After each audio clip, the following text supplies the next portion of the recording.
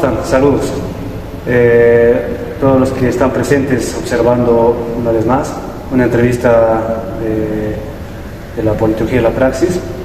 Estamos hoy con el coronel académico de Historia Militar, Claudio Pacheco. ¿Cómo están? Muy bueno.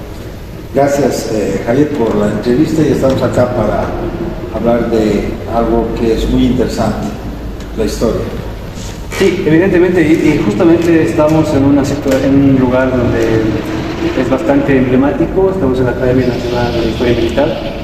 Qué mejor hablar sobre historia y sobre historia militar en un lugar así, ¿verdad? Y bueno, le agradecemos por el espacio y por cedernos su tiempo y por abrirnos este espacio también para la entrevista. Y bueno, el tema que nos trae hoy es el tema referente a la Guerra del Chaco. Y tenemos a mi coronel, Claudio Pacheco, que ha hecho investigaciones, ha generado libros, como es también académico de número acá en la Academia Nacional. Tiene bastante mérito y a la vez tiene el derecho de hablar sobre el tema de la Guerra del Chaco. Y sobre esto, mi coronel, ¿cuál cree usted, para abrir este tema, cuál cree la importancia de un ejército en un estado y para una sociedad? ¿Cree que es relevante un ejército porque hay voces de que debería eliminarse o reducirse el ejército, o incluso con estas visiones de cosmopolita, es decir, que ya no necesitaríamos de una forma fronteras y por lo tanto ni tampoco ejércitos? ¿Cómo observa usted bueno, la globalización, dentro de una de sus características, ha roto fronteras, ¿no? Ya puede entrar a través de la economía, que es el factor más determinante de esta globalización, al mercado que quiera, y lo estamos viendo a través de esas potencias, China y otros países. Respecto a la pregunta, quiero hacer una analogía.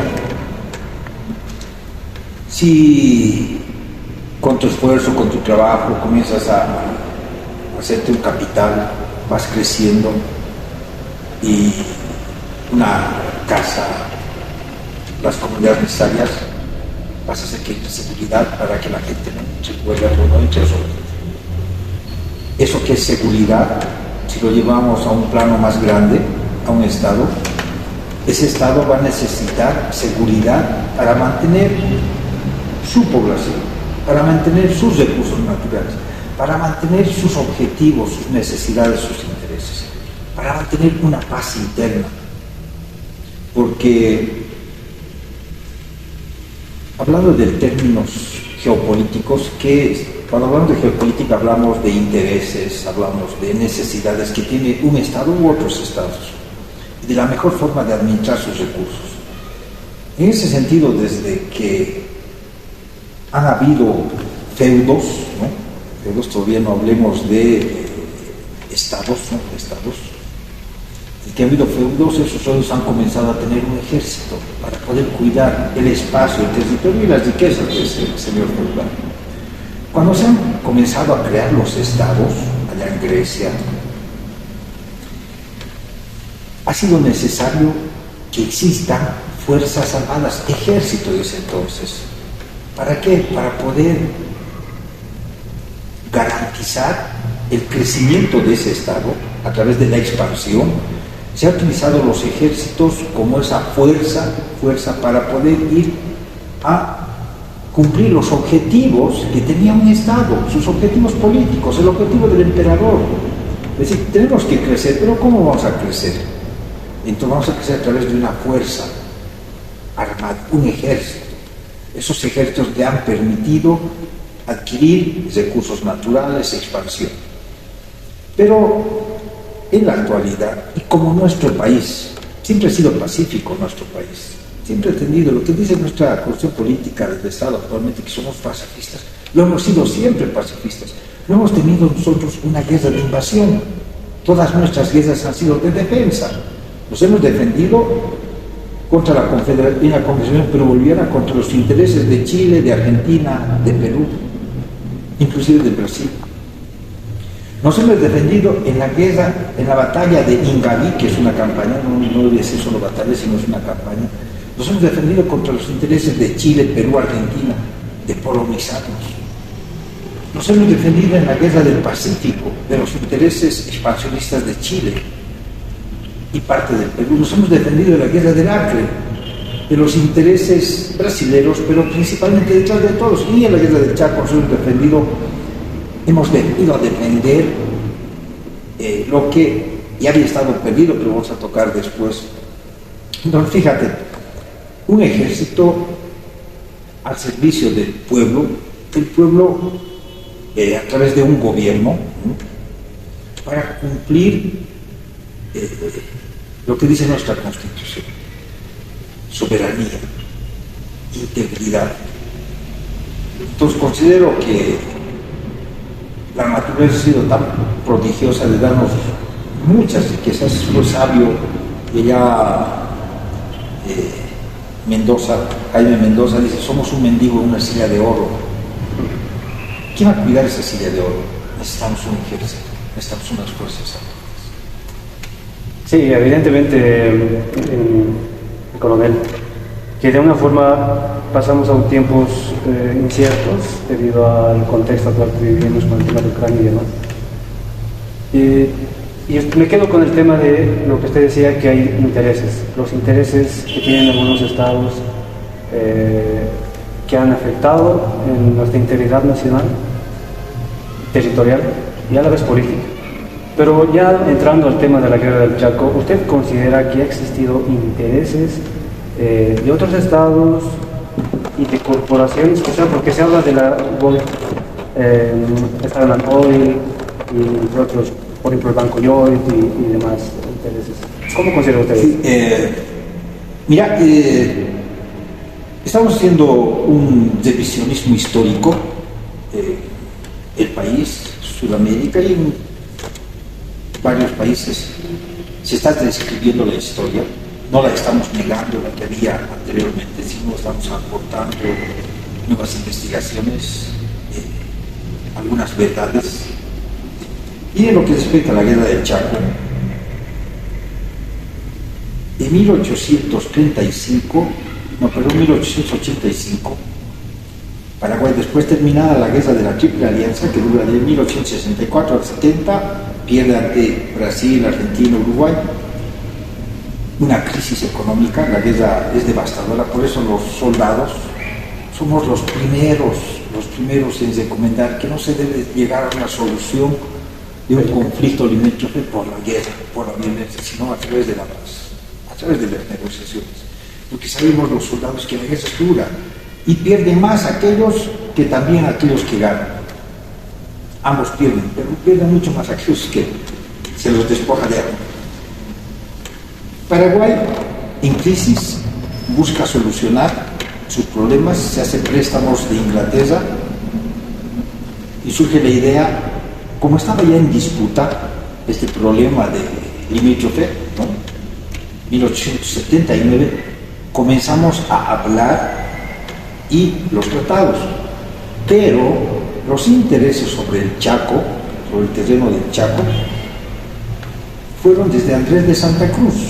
Andrés de Santa Cruz hace a un señor Holiday una concesión de tierras justamente para que vaya y explore nuestras salidas por el río Paraguay, ¿no? Por el río hacia el río de la Plata y sacar.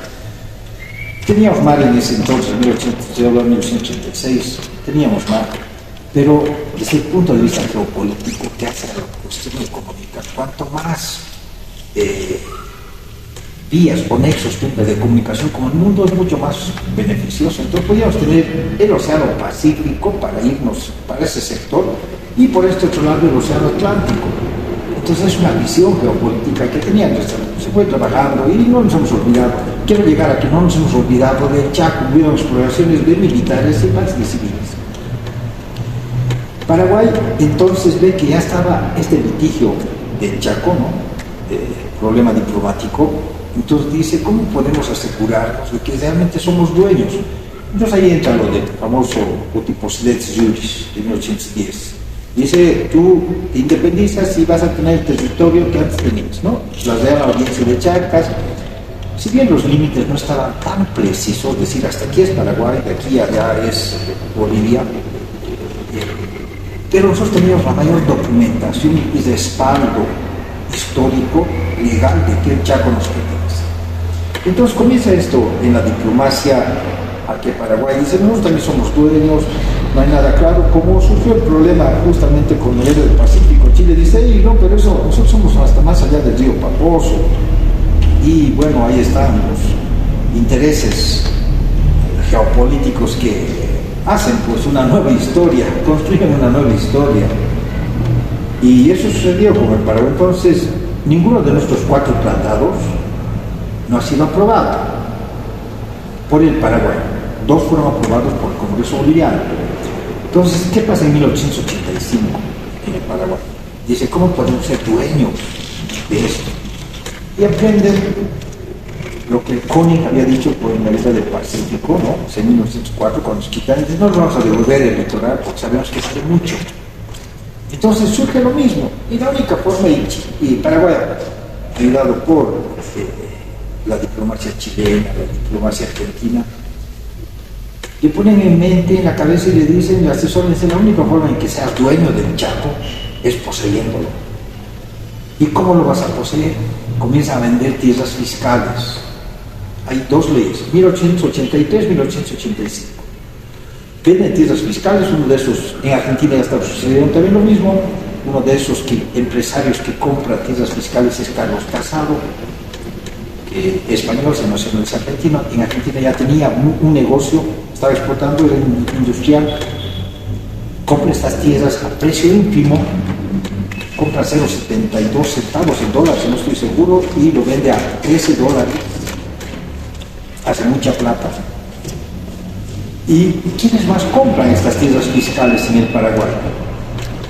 Empresas inglesas, que Inglaterra siempre ha buscado tener colonias, y era un buen lugar para hacer, porque Paraguay se caracterizaba por su economía, era un país que tenía una economía bastante interesante, autónoma, y eso fue también un motivo para la guerra de la Triple Alianza, de que el algodón, Paraguay siempre ha sido una zona ganadera, justamente lo del río Paraguay, hasta la mitad el Chaco, el infierno verde, de Bolivia hasta la mitad el infierno verde, hasta el Boquerón, no había agua, pero a partir de Boquerón hacia el río Paraguay, unos 200 kilómetros, era un territorio cegado por varios afluentes.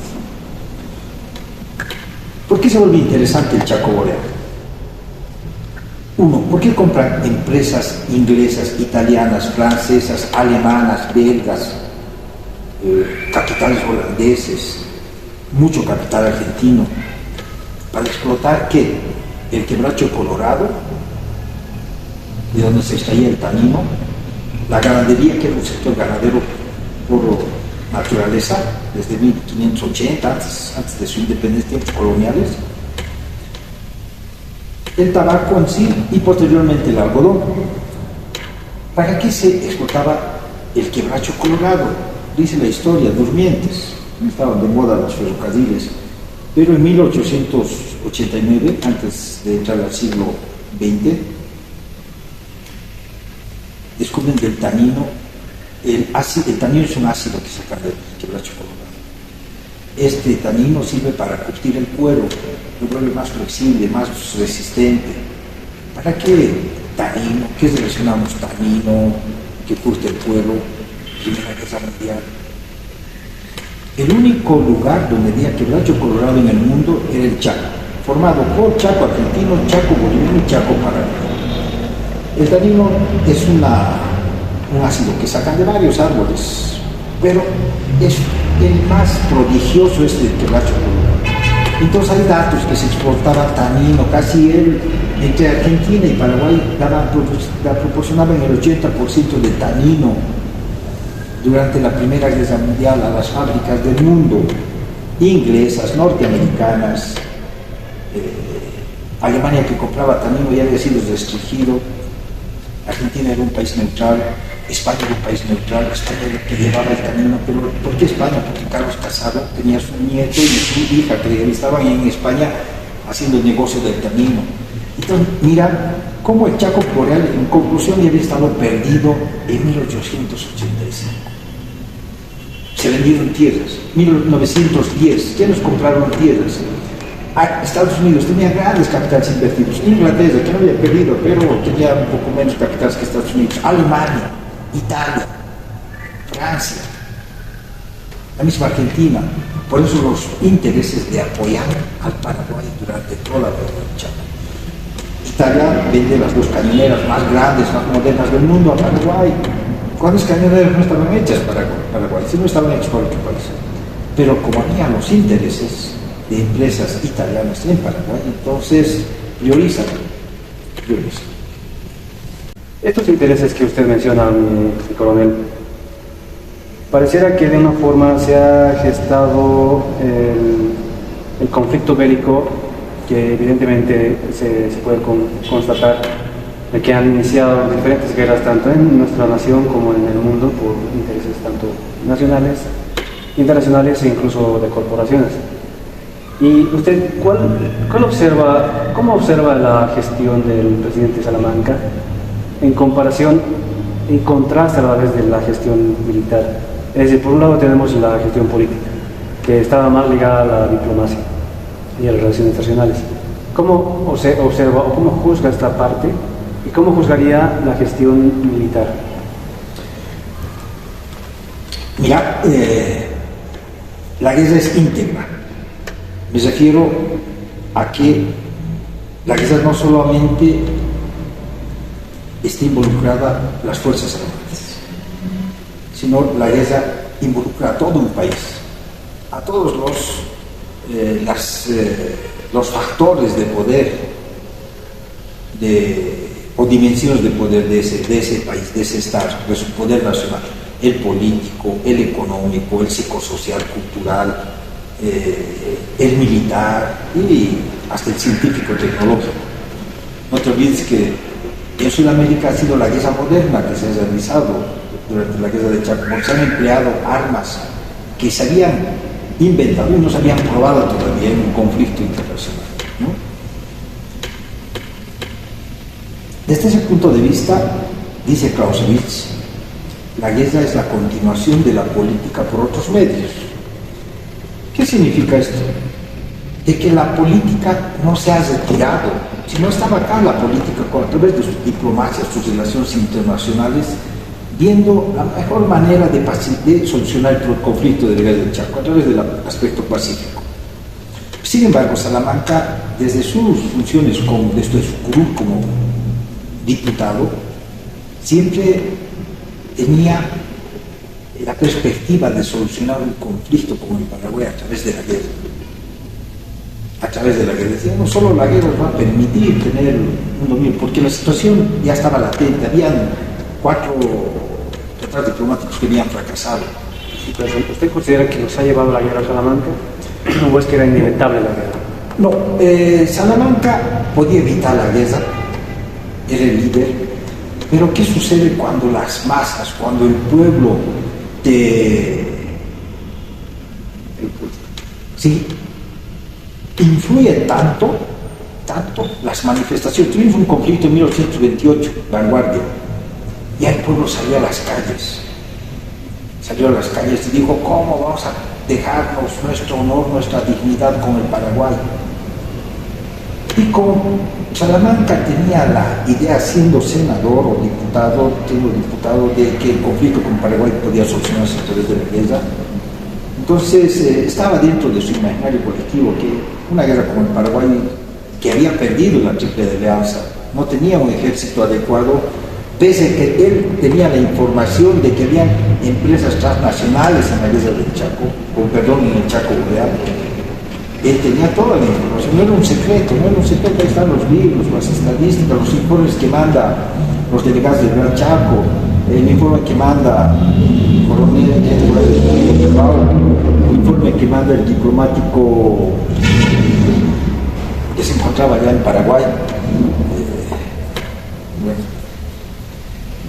Y sí, sucede que Salamanca, el pueblo se enardece y Salamanca va a la decisión de que sí se debería hacer una guerra con el Chaco para poder dirimir este problema. Salamanca no tenía mucha relación afectuosa con los militares. Te decía lo de Clausewitz. La política no se retira para dar paso a las fuerzas armadas y vaya a lograr un objetivo de la guerra, sea seguridad, sea ofensivo o defensivo. En este caso nosotros la defendemos. Sino la política sigue trabajando a través de la diplomacia. Es la diplomacia la que allana el camino. La diplomacia no puede ocupar un espacio, es decir, hemos ganado la guerra. Entonces necesitan las fuerzas armadas para que esas fuerzas armadas plante su bandera, destruya al adversario y logre el objetivo político. El objetivo político. Entonces, no se retira la política, sino la política sigue trabajando y Paraguay ha trabajado muy bien con esa política, por eso los neutrales, Argentina a favor, ya te había indicado, Argentina tenían intereses, grandes intereses, mucha plata invertida en el Chaco.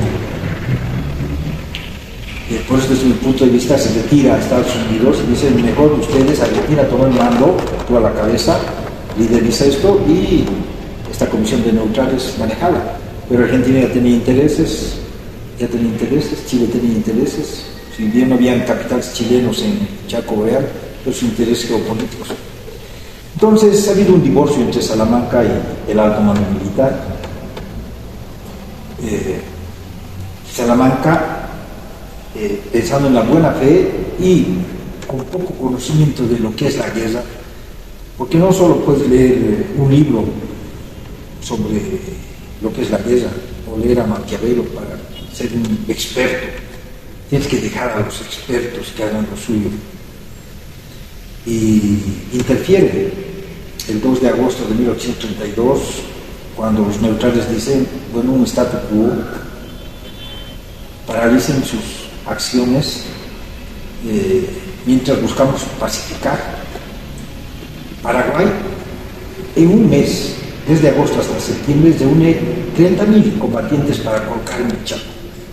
Hace un llamamiento a toda su población paraguaya.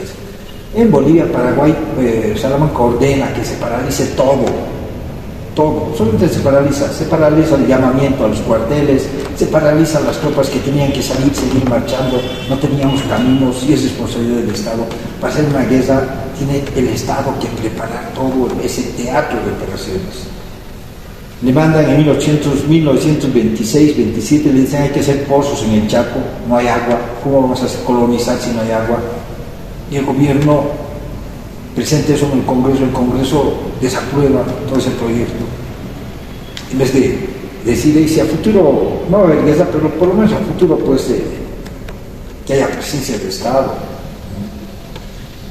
Y ese divorcio entre Salamanca y las Fuerzas Armadas, el alto mando principalmente, hace que muchos se deste la energía, porque la guerra es un alimento constante de tropas, munición, logística.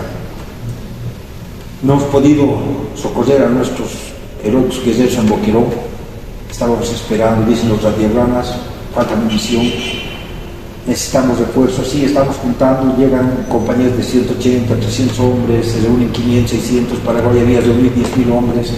Entonces son factores que afectan y a lo largo del conflicto ha habido muchos problemas. Salamanca busca un nuevo comandante de ejército allá en el Chaco, lo trae Hans Kuhn.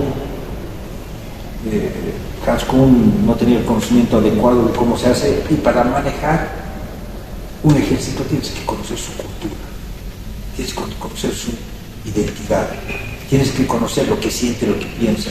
Y Kuhn, claro, Kuhn veía en ese ejército como un ejército alemán. No éramos nosotros un ejército alemán, era un ejército boliviano. La guerra se hace con medios. Si bien hemos comprado lo mejor que había en el mundo en cuanto a aviación, en armas, pero la guerra es una preparación. Chile se ha preparado para la guerra del Pacífico 45 años antes, y nosotros no podíamos prepararnos 2 años antes, pasando instrucción en pleno campo de combate, cómo se dispara, se maneja, se hace esto con muchas armas que habían llegado recién. Y dos, no teníamos un Estado Mayor preparado para la defensa, porque todo es preparación, todo es ensayo, todo es entrenamiento. Si tú mañana quieres hacer un edificio y no tienes los proyectos necesarios, la experiencia necesaria, haber leído y cómo sucede aquí, qué sucede, qué es el acero, no sé, todas las situaciones, tu edificio posiblemente colapse en algún momento, hayas desquebrajaduras y puedas solucionarlo. Pero en la guerra no se puede solucionar lo que no sea previsto antes. Si no hay buena concentración, si no hay buena movilización. Cuando hablamos de concentración no solamente estamos hablando de efectivos, de personas, de soldados combatientes, sino estamos hablando del aspecto logístico. Armas, repuestos, mantenimiento. No teníamos oficiales de reserva. Esa es una de las razones por la cual durante la guerra del Chaco hemos tenido que ver en las unidades quién tenía más experiencia, o por último quién era bachillero en lo universitario, patrimonio humano, y se desplazar a un sargento, a un suboficial. Entonces son factores que han ido afectando. Y es cierto, ha habido una buena relación de saber de Salamanca con alto mando, y eso nos ha afectado en lo que es la condición de prensa. En cuestión de lo que podría considerarse tal vez una mala gestión tanto del gobierno, pero quizá enfoquémonos en el tema de lo militar. ¿Puede juzgarse a la plana mayor por diferentes pérdidas y retrocesos del ejército? ¿Era a partir de una falta de preparación, mala coordinación, logística y demás? Pero a esto a lo que voy, por ejemplo, a lo que el golpe de Peñaranda que hace a Salamanca, ¿cómo se puede interpretar? ¿Como una desobediencia o como una necesidad? Mira, el ejército necesita los medios para cumplir ese objetivo político. Primer desacierto, una movilización parcial, es decir, llaman los libros a cuentagotas, ¿no? Es que sean tales categorías, sí, que entre 300, que entre 400, 500, 1000, 2000.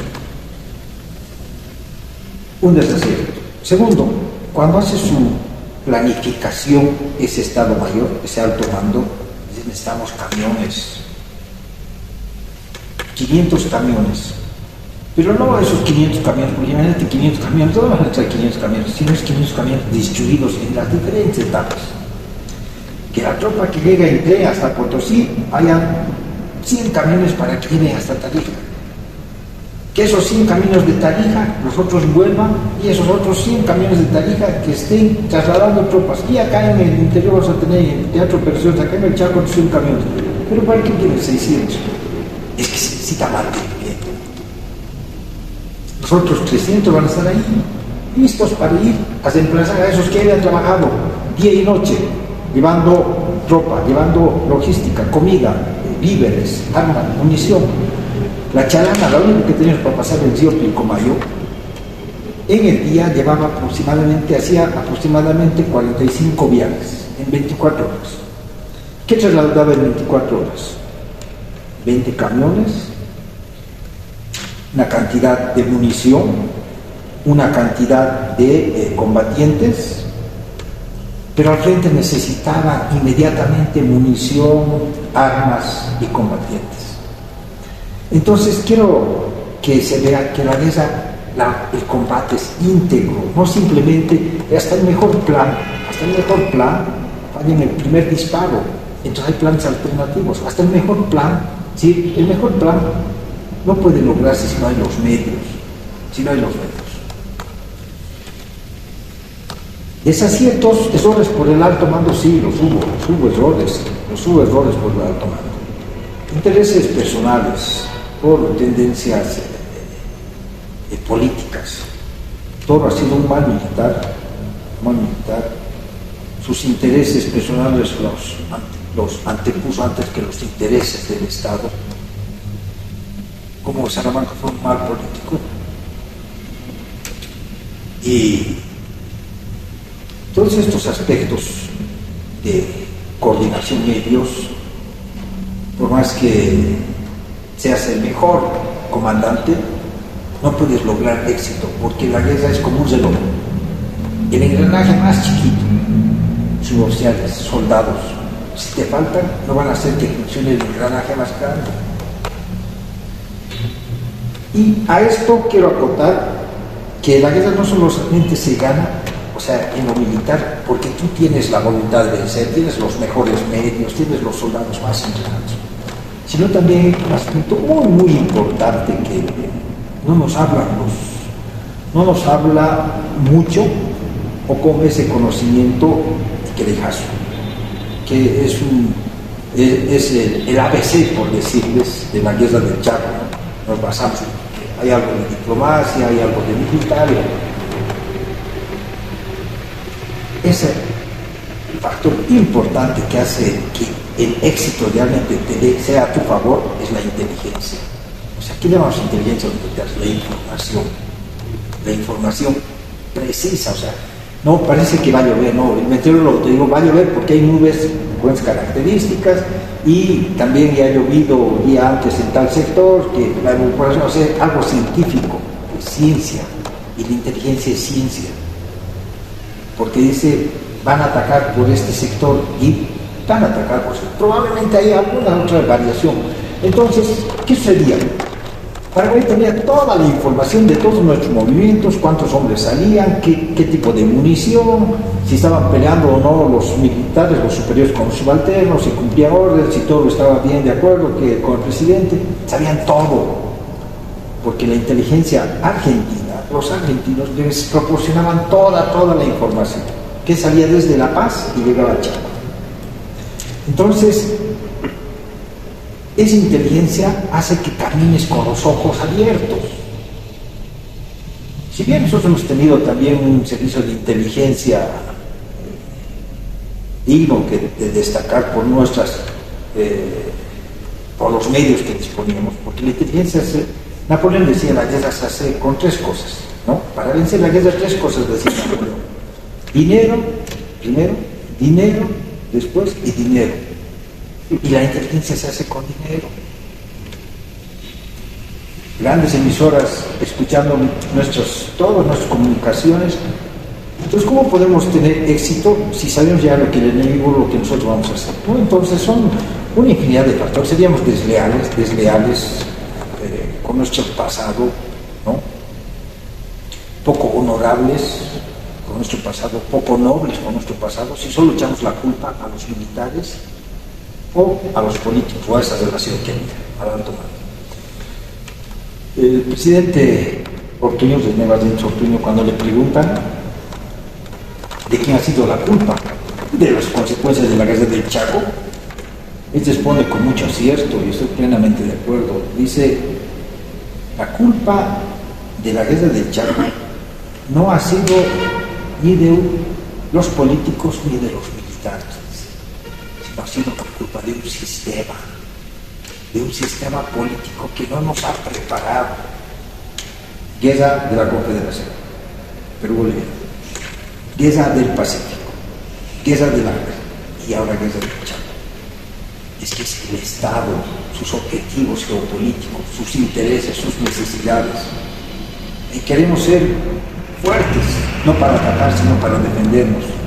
Entonces hay que comenzar a trabajar desde la cultura de la población, desde la educación, pasando por la infraestructura para defendernos a futuro. No había caminos, no había un puente, no se habían hecho, si bien se hicieron los reconocimientos aéreos. Tenemos un Chalato Stanis, capitán Stanis, que conocía un Butch, que conocía como la palma de su mano el Chaco, y ayudaron bastante con las exploraciones. Pero es el Estado el que prepara sus fuerzas armadas, su población y el territorio donde vas a ir a defender. Entendiendo esa visión, podemos entender de que ha sido, bien lo ha dicho usted, la culpa con un sistema que de una forma, en realidad, ya René Zabaleta Mercado decía que en la guerra del Pacífico no nos enfrentábamos como un Estado-nación, no éramos un Estado. Entonces, y a partir de ese sistema tanto político, de partidos y entre esa oligarquía decadente, podría ser un conjunto de una responsabilidad nacional y no tanto militar. Bueno, y hablando de los hitos históricos o batallas que de alguna forma han marcado o han hecho, se han vuelto un emblema en la Guerra del Pacífico, ¿cuáles considera usted que han sido las batallas más importantes, ya sea que hemos perdido, pero que de alguna forma el soldado boliviano ha sabido afrontar? Aquí en la Guerra del Chaco. Mira, en la Guerra del Chaco tenemos 3 batallas grandes. Y una que ha sido ganada, pero por el Paraguay con un esfuerzo físico, Boquerón. A Boquerón le costó al Paraguay casi la hecatombe de su ejército. Reunió casi un 80% de su ejército, estaban por lo que cerca de 14.000 combatientes, si bien no combatieron los 13.000 combatientes, pero muchas unidades comprometidas, casi llega al colapso de no tener agua. Había mucha deserción, tuvieron que disparar a sus soldados para detenerlos, como nosotros también lo hicimos seguramente en alguna otra acción. Boquerón fue para nosotros una fortaleza donde hemos demostrado nuestro heroísmo. 21 días, con poca agua, con poca munición, pero defendiendo su compromiso con la patria. Dentro de las 5 defensas con esas características en el mundo, una de ellas es un orgullo para nosotros. Kilómetro 7. Planificó Bernardino Bilbao Rioja, teniente coronel. Detuvimos la avalancha, el avance impetuoso del Paraguay. Los paraguayos vieron la fortaleza, el carácter del soldado boliviano, que no había sido, pero hoy es triste ver en algunos libros que algunos historiadores y lo que enseñan que hemos retrocedido por cobardes. Si nos hemos plantado, ya habíamos demostrado en la Guerra del Pacífico, en la Guerra del Ángel, en la Guerra de nuestra independencia, la fortaleza de la raza boliviana. Mucho heroísmo, mucho heroísmo. Y kilómetro 7, antes de Fortín Saavedra, nos hemos plantado y hemos detenido al ejército paraguayo, que supuestamente estaba vencedor. Decía Estigarribia: vamos a almorzar en Saavedra y después vamos a llegar hasta Villamontes, estaban seguros. Pero ahí estuvo Bilbao Rioja con todos sus soldados, oficiales, sociales, sargentos y tropa, que dieron un revés al Paraguay. Transcurrieron Nanagua 1, Nanagua 2, Kun, nuevamente Alihuatá, los desastres. No puedes llevar mucha gente, 10.000 combatientes, 20.000 combatientes, si no tienes equipamiento, que será. Por eso nos equivocaron muchos escritores, además de la Guerra de Brasil. Por eso nos equivocaron muchos escritorios: Infierno Verde, donde calor y sin agua. Llegamos a 1934, mayo, tenemos la batalla de Cañada de Stronger, que no lo supimos aprovechar. Nuestro general Peñaranda, justamente por las rencillas con Toro, que era su jefe de Estado Mayor, que daba mal asesoramiento, si podíamos concentrar mayor cantidad de gente y hacer frente en Cañada de Stronger, ahí terminaba la guerra. Y la última batalla, que es la de Villamontes, donde hemos demostrado al mundo entero cómo se hace la defensa La defensa de Villamontes ha sido admirada por los ingleses, por los alemanes, y los norteamericanos no creían que un boliviano estaba al mando, solo fue obra de bolivianos. Vino a Rioja, protagonista principal en lo que es la batalla, comandante, líder de la batalla de Villamontes. Hemos hecho 4 ejércitos para la guerra del Chaco. Hemos formado 4 ejércitos, ¿no? Por eso cada fase es inicio de un ejército. Y en Villamontes, que era lo último que tenía Bolivia, porque iba a pasar 2 meses, 3 meses en reunir nuevamente efectivos para hacer frente, y en esos 2 meses, 3 meses íbamos a perder nuestros pozos petroleros, porque Paraguay estaba ya a 30 kilómetros de Camiri, nuestra refinería, a 61 kilómetros de Sarandita, pozos petroleros, y iba a lograr su objetivo de llegar al Parapetí. Llegó al Parapetí, pero lo sacamos. No cumplió su objetivo político el Paraguay, porque Paraguay quería llegar al Parapetí, como nosotros queríamos llegar hasta uno de nuestros objetivos de asunción, que era algo ridículo. No puedes ir a tomar una capital en una guerra, ¿no?, y que el otro país no se defienda. No puedes decir, hey, son ustedes, desde aquí somos nosotros. Pero ya te cuento. Eso decían los paraguayos, nosotros al Parapetí, nosotros hasta el Paraguay. Pero uno de nuestros objetivos políticos era la salida por el Atlántico, por el Río Paraguay, que lo hemos logrado. Entonces, yo creo que nosotros hemos ganado más que el Paraguay, si bien hemos perdido un territorio que estaba en disputa, pero te digo que ese territorio había sido perdido en 1885, ya no eran los dueños del Chaco, entonces el ejército fue a cumplir su deber. Si en Boquerón ganábamos la batalla, en Boquerón terminaba la guerra del Chaco, sin vencidos ni vencedores, porque Boquerón ya era tierras vendidas a empresas, un banco inglés ocupando Boquerón. De un tiempo a esta parte, pareciera que las generaciones venideras, incluyéndome, carecen de una interpretación, de una revalorización de lo que ha sido y representa la guerra del Chaco. Hoy en día parece que se está olvidando y se está empolvando este hito histórico entre dos pueblos hermanos, y a la vez el heroísmo que ha representado esta contienda bélica, y que de una forma usted podría, ¿cómo interpretaría? Por ejemplo, yo percibo, y también algunos autores, de que en ese momento se han juntado la sangre de aymaras, criollos, guaraníes, y que es el único momento donde se puede hablar de una nación. ¿Usted apuntaría a eso? Sí, que puede ser una identidad, una referente de identidad.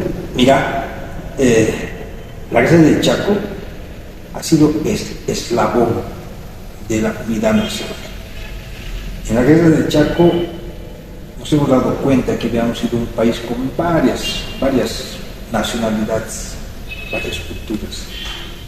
En la guerra del Chaco nos hemos dado cuenta que hay una clase social que no está incorporada a la realidad nacional, la clase indígena.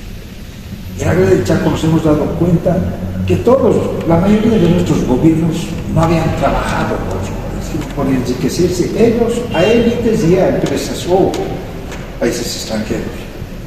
Entonces ahí surgió un nacionalismo.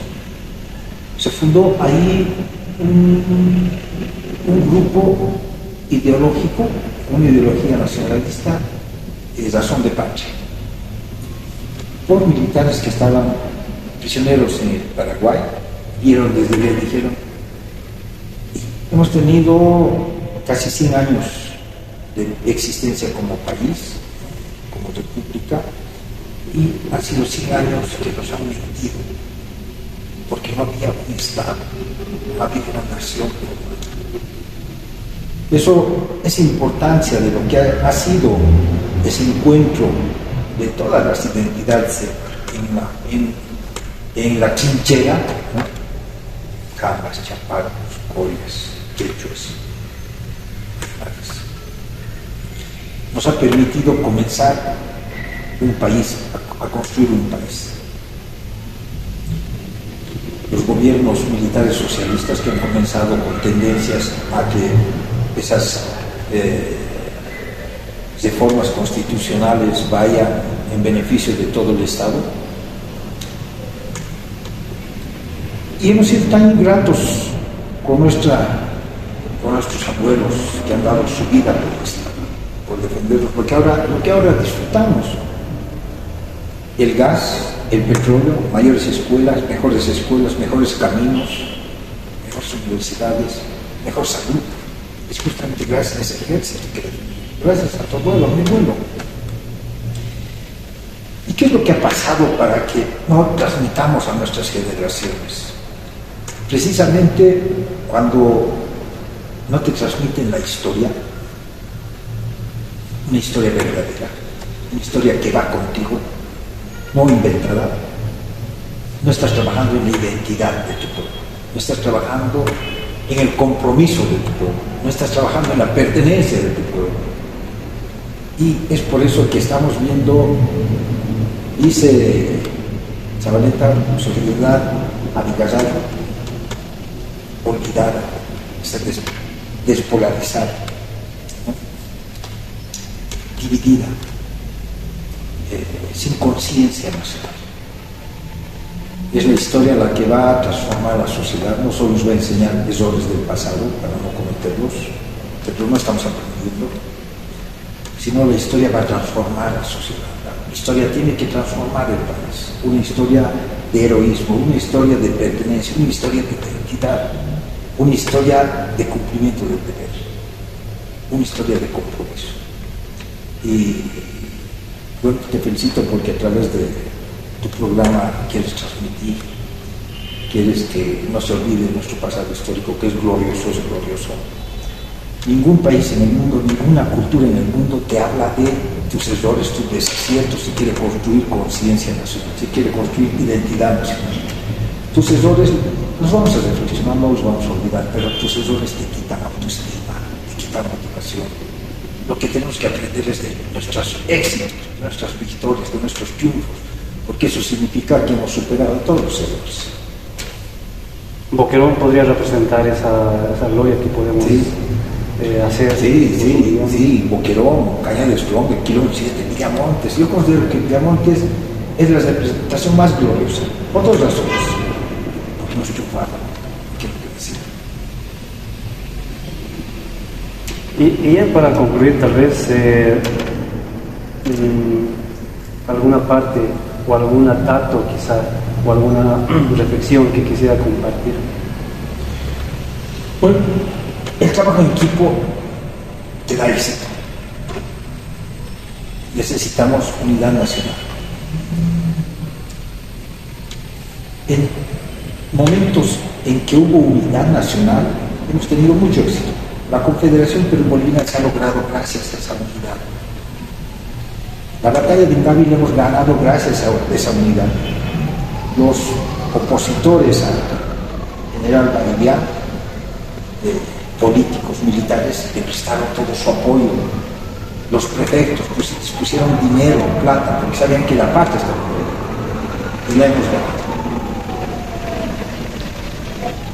Y en la guerra de Chaco, al principio las evidencias que acá en el Congreso estaban dilucidando si apoyar la guerra, proporcionar más dinero para la guerra, hacer alto la guerra. Hablaban de que se está invirtiendo plata en la guerra, pudiendo hacer con eso salud y educación, pero ya estábamos buscando, ya estábamos orientados en la guerra. Entonces todos, por eso dice el coronel peruano Julio Guerrero, cuando los intereses del país están en juego, no debe haber políticos, tan solo patriotas. Y todos deberían apoyar, o sea, para quedarnos en Boquerón y no retroceder. Pero, nuevamente te digo, para la guerra se prepara al pueblo a defenderse de sus representantes. Hanscom vino con uno de sus objetivos, no es que se haya disputado el gobierno, no es que se hayan disputado los militares. Hanscom vino cuando contrataron con 3 misiones. Tres objetivos.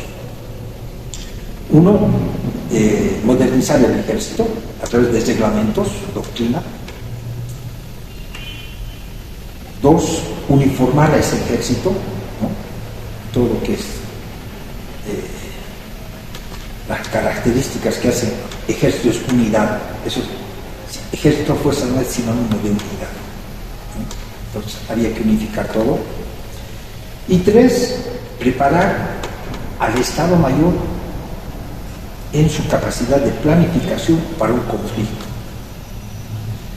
Hizo lo primero y lo segundo, pero no pudo hacer Hans Kunt lo tercero, de preparar a un Estado Mayor, porque no tenía el conocimiento suficiente para preparar a un Estado Mayor en la planificación estratégica, en la estrategia operativa de cómo lograr o manejar ese ejército en un conflicto. Teníamos planes, pero los planes se hacen con medios. No teníamos la información acertada del enemigo. El Paraguay sí tenía, a través de Argentina. Y la reflexión. Solo la unidad nos va a permitir tener un mejor porvenir. La unidad nacional, la unidad de nuestra democracia. No nos olvidemos, no quitemos, no saquemos de nuestra memoria a nuestros guerreros del Chaco. Porque a ellos nos debemos. Me quedo con esa frase, mi coronel, porque en tiempos de crisis no se necesitan políticos, se necesitan patriotas. Y el devenir de Bolivia, a partir de la crisis económica, de la crisis política y diferentes crisis que están avecinando, yo creo que van a ser más necesarios los patriotas en este suelo boliviano. Y tal vez también como conclusión, y también para agradecerle, que sea esta pequeña reflexión, que de una forma otras culturas pueden mirar al pasado, es decir, de ahí vengo, de esa cultura china milenaria vengo, de esa raza eslava, y diferentes culturas pueden mirar al pasado y decir que ahí venimos de la cultura. Pero para nosotros sería un poco más complejo debido a la diversidad que tenemos, y el único referente, en mi perspectiva, que puede ser el factor de unidad que usted menciona, es la guerra del Chaco. Creo yo que es un símbolo, y debería revalorizarse ese símbolo para que se pueda generar una identidad nacional. Bueno, y sin más, agradecerle por el tema que hoy nos ha compartido, sus conocimientos. Y bueno, estábamos con el académico Claudio Pacheco, y muchas gracias. No, coronel. Muchas gracias. Sí, bueno, como soldado disponible las 25 horas del día para cualquier otra charla interesante sobre nuestra gloriosa historia. Me agradezco. Y nos vemos a la siguiente. Tuyos son los diferentes latidos.